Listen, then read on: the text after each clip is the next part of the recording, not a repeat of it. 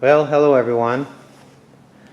As you can see, the valves are installed. I was going to video the whole process, but I got distracted when the valves were really giving me a hard time getting them in. The seal on the intake was really hard to get past the intake port here, but I got them finally. And also, with a combination of the lower valve seats and the longer Manley Chevy small block valves, it really gave me a hard time adjusting the clearance for the valves. If I used regular Ford valves, it probably would have been easier because they're a little bit shorter.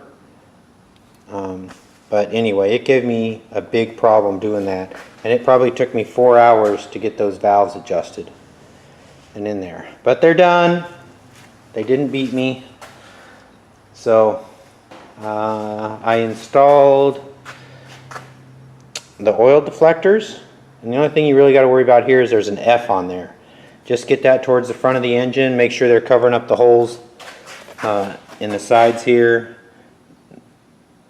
You know, you got the two valves and then a hole and two valves. Well, this deflector covers up those holes front and back, and again with the F towards the front of the engine. They just snap on the oil galley tube. No big deal. Got the front slinger and the sleeve on. Everything turns over smoothly. So now I'm going to continue on. Alright, this is the crankcase breather tube. Just goes in the hole there.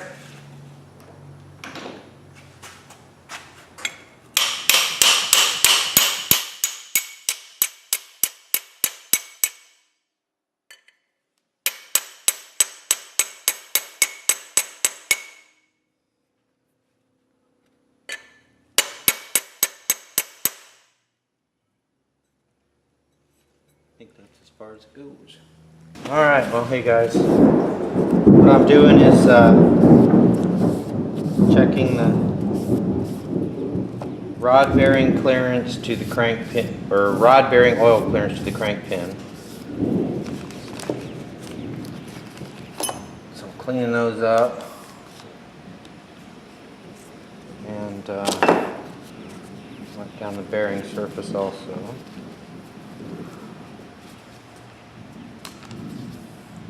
Put the tang in the tang.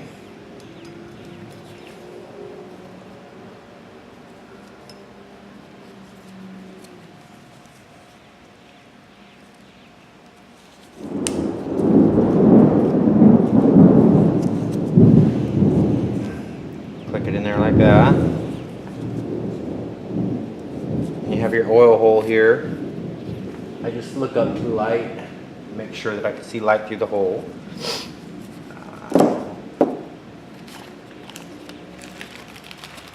Same thing with this bearing.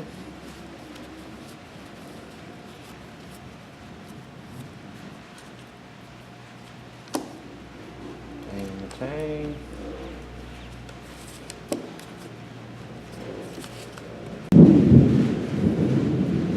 Okay. And I put them back together. Look for the stamp numbers. Put those together, and then that's tang on tang.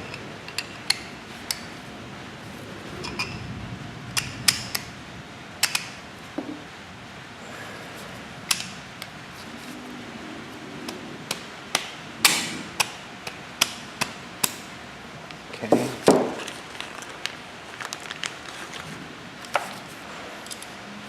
I'll put these nuts on, and then I'll go over and mount them in my wood-faced vise. Torque them down.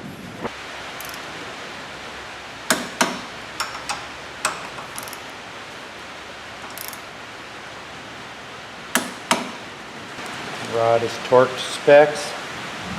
Let's just check my inside diameter.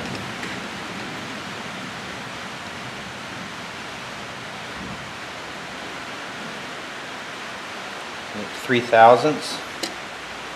And I did the same procedure. You know, I mic'd the crank pins, set my bore gauge to 0, and then that allows me to see what clearance I have, 3/1000 on that.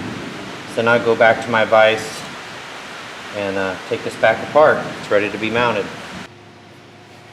Alright, well, hey guys, as you can see, I'm installing the pistons.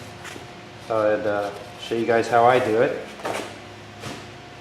First thing I'm going to do is just clean out that cylinder really good. Okay. And then I've been sizing my rings according to my bore, according to the ring manufacturer. My gap should be 10 to 20. I checked them as they came from the factory, and they seem to be about 12, so that's how I'm leaving them. It's in the range, so that's good. And this is the 4th ring on the flathead, the bottom oil ring. And to check the end gap, all I do is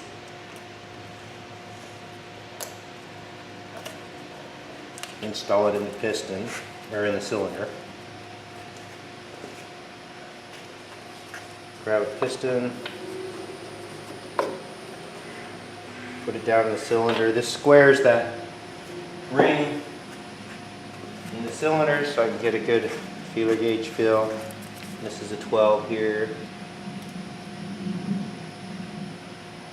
Yeah, that's like they have been. It's a good feel at a 12. So I'm going to stick with that. So that's a good one.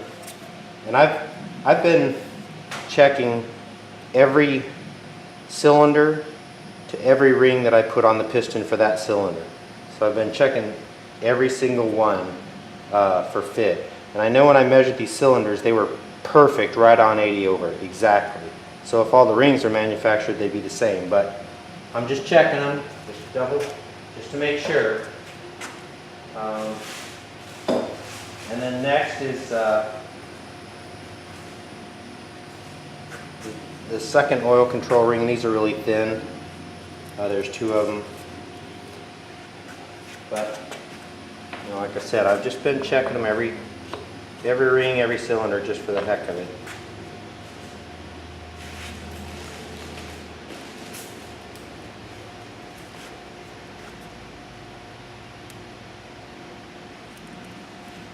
And they have been really consistent. So, and then once I check them, I kind of set them aside a little bit over there so I know I don't get confused which rings I've checked. And I have been doing one piston at a time, fitting the rings, all that, putting the rings on the piston, and actually installing the piston assembly one at a time. And then what I do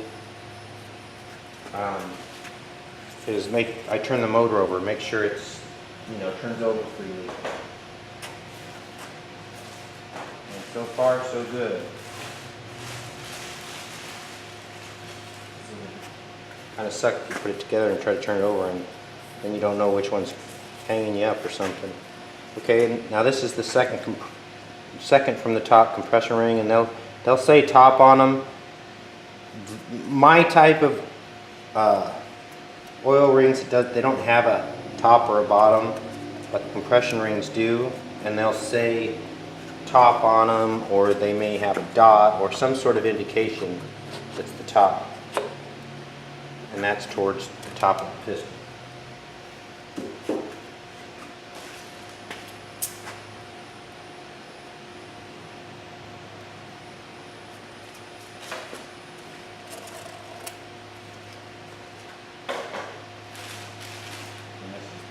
Top compression ring, and they are slightly different. This one has a little bit of an angle cut into it. It says top.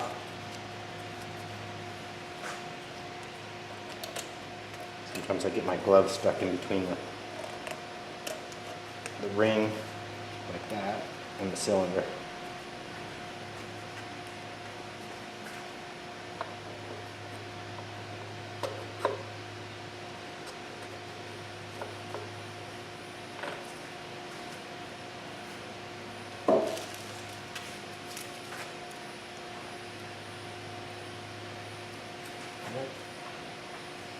Alright, so that set of rings is good.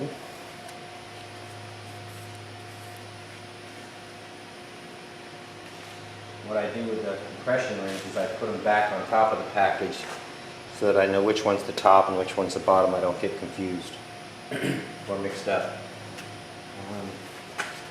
Alright, so my rings are fitted. So then what I do is I prep the cylinder for the install. Put some oil on a rag, oil in the cylinder, and again just clean it up, making sure I get any of that machining residue or dirt from around the shop or whatever out of there.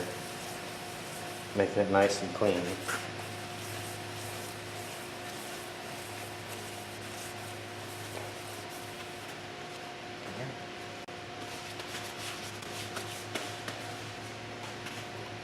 Go ahead and squirt some fresh oil in there.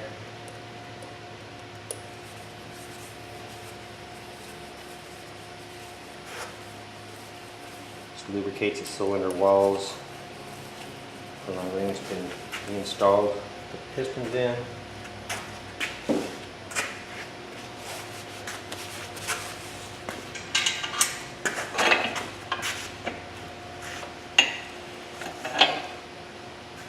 Now when I installed the other piston, I cleaned this rod journal, but I don't think it hurts to clean it again.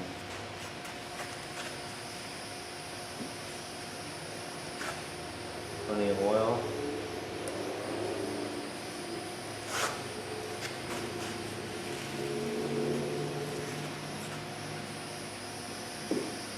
Okay, so the block is ready. Now I just have to get the piston ready. Okay, so I have the piston prepared. It's all cleaned up. I washed these with soap and water earlier, stored them in a plastic bag, and I just cleaned out all the ring grooves and everything. Took a look at my keepers, made sure they're in there. Arrow towards the front of the motor, numbers towards the outside of the block, on the side of the block. So anyway, that's assembled correctly. So now I'll put on the rings. Of course, with the Flathead, it has the fourth ring here. And instead of trying to slide this all the way over like I did on my first piston, I found it's easier just to put it in from the bottom, and it's a little less likelihood of you scratching the piston that way too, I think.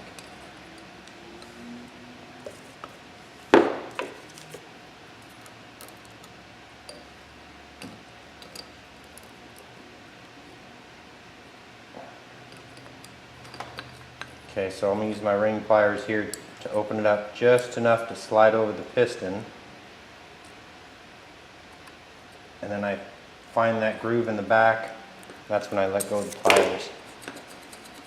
So that's in there good. I rotate it to see, make sure it's free. I did find one little burr on one of these rings up here on a different piston, and I just took a little file and cleaned it up. That burr was keeping my ring from spinning freely. So I want to make sure you got that. And then next would be the oil expander ring. It's got these colors on it, and the manufacturer says make sure you see the colors, both colors, so you don't overlap them like that. So that's what we'll be looking for. These rings are easy to put on. No real chance of breaking them, so you just spiral them on like that. Make sure you got the green and red color. They're not overlapping, so that's good. And then the bottom ring, this, it says, manufacturer says 1 to 2 inches from the center here, and actually that color is supposed to be lined up directly over the wrist pin. So 1 to 2 inches, and you can move this around a little bit. Now these are a little bit trickier to slide on because you can break them if you stretch them too much.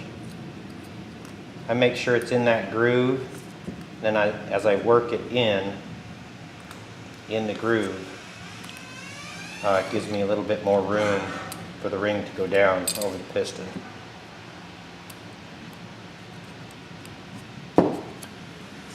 At this point, try to grab it.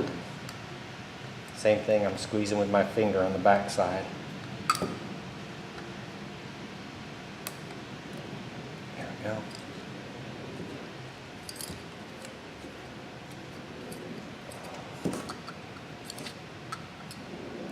Gotta make sure that's not overlapped. There we go. And that slides in there.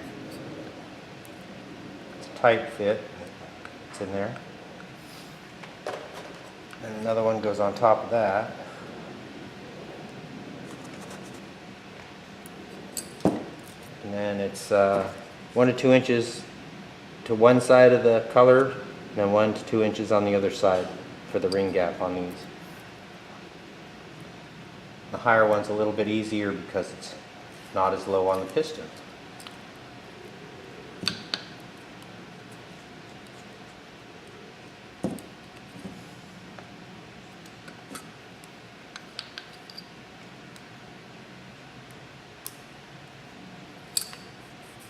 Snaps in there like that, make sure it spins good. And then I've been counting 5 over for the 1 to 2 inches. 1, 2, 3, 4, 5, about there. Move that O-ring over. 1, 2, 3, 4, 5. Move that one over. Yep. Okay, and then compression rings, bottom compression rings. These rings say top on it, so that goes towards the top of the piston. And there is a difference between the second compression ring and the first compression ring, so you want to make sure you know which one you're putting on.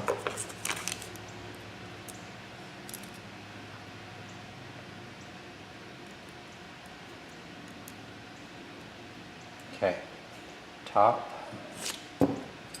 Towards the top of the piston. Again, just enough to get it over that piston. Find that second groove in the back. Oops.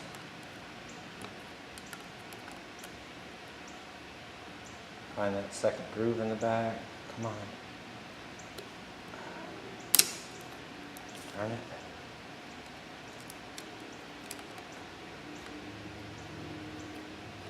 There we go.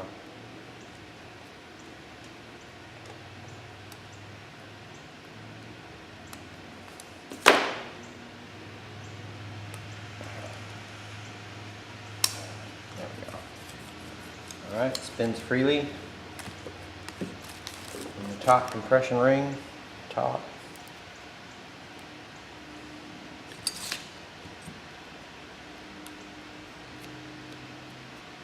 There we go. Goes towards the top. They all spin. So that's good.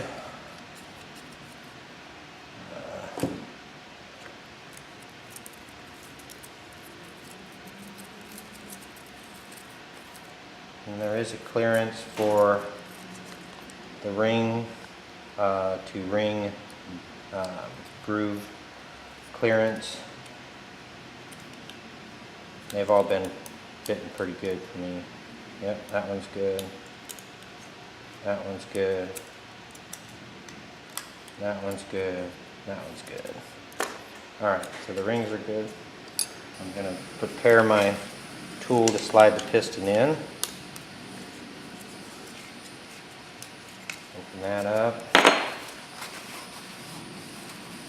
Clean that up.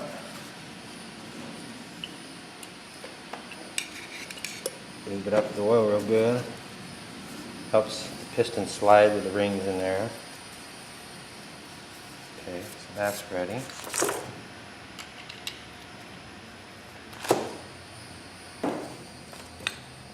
And then I just oil the ring grooves really good.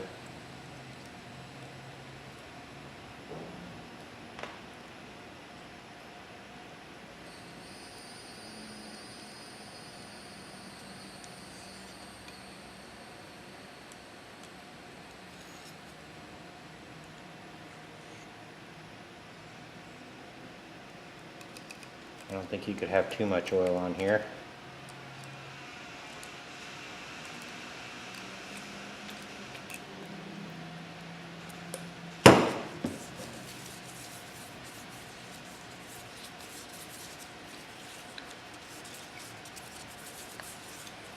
Okay, so the way I've been lining up the piston rings, I downloaded this thing from Honest Charlie's, and it's within the normal ring specs, how to set the rings, so I'm just doing it their way. For this side, number 1 piston, the arrow forward. Okay, I'm going to have the top ring towards the bottom. Okay, second ring, 180 from that. Make sure that the oil ring is at the wrist pin with colors, see both colors. And then the bottom oil ring lines up with the second compression ring. Like that. Okay. So that's good. And they're going to move slightly when I put this on and tighten it and put it in the cylinder. But alright, so that's all ready. Keepers are in. Colors lined up, not overlapping. Ring gaps are lined up, arrow, number. Alright.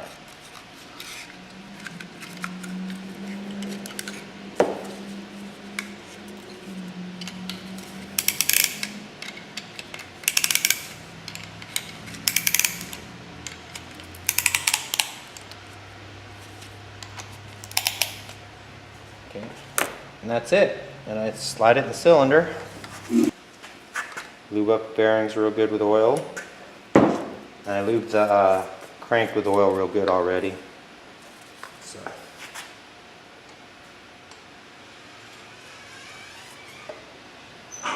Okay. Now once I get it in there, I can tighten this a little more.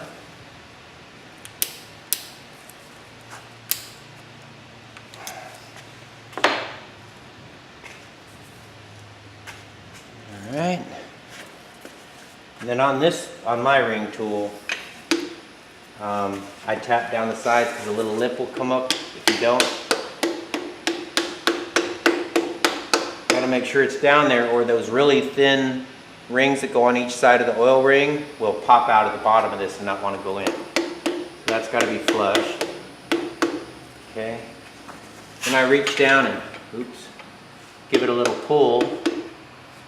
Start tapping. And if I come into any resistance, I'm going to stop. That's good, it went right in. Okay, and I got my fingers on the other end so it doesn't scratch my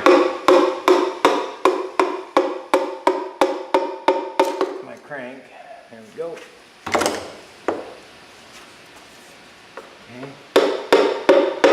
They're pretty tight in there. No real chance of them falling out when I spin this motor over, but I want to be careful doing that.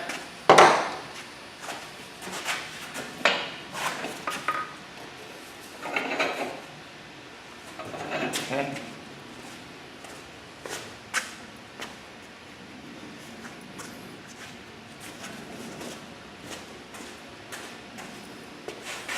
Then I'm going to guide this end of the piston in, or the rod, being careful not to scratch the journal on the crank.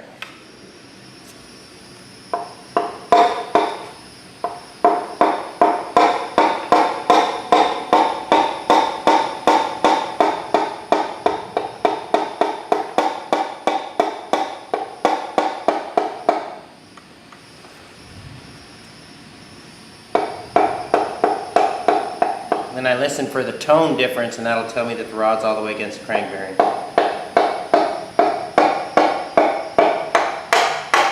Like that. Alright. Clean up this rod bearing, make sure it's clean. Plenty of fresh oil. Alright. Now the piston's on this side, so the number should be towards that side of the block, which there's the 1.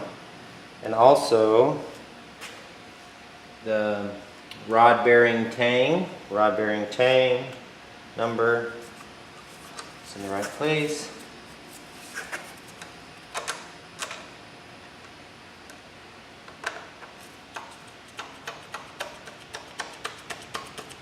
Okay.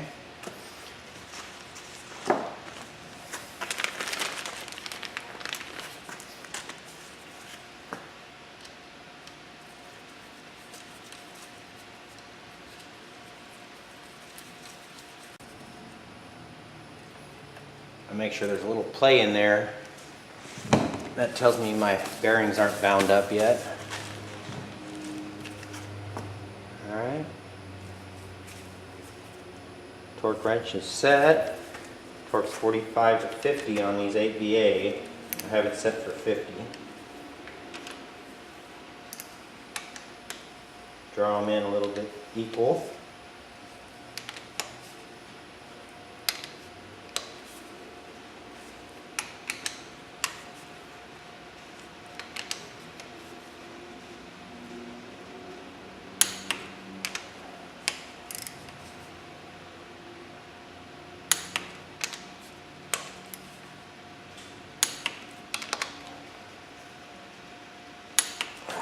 Alright.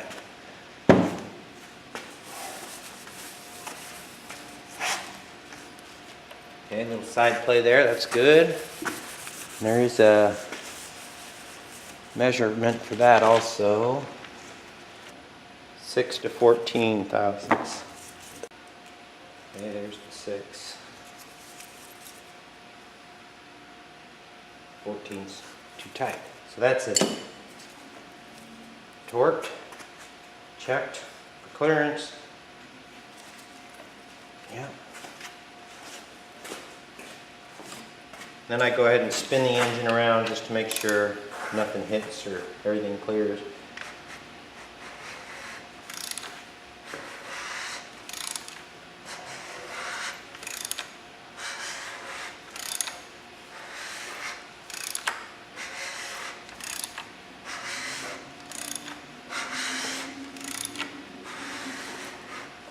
Alright, that's how I do it. Alright guys, thanks for watching.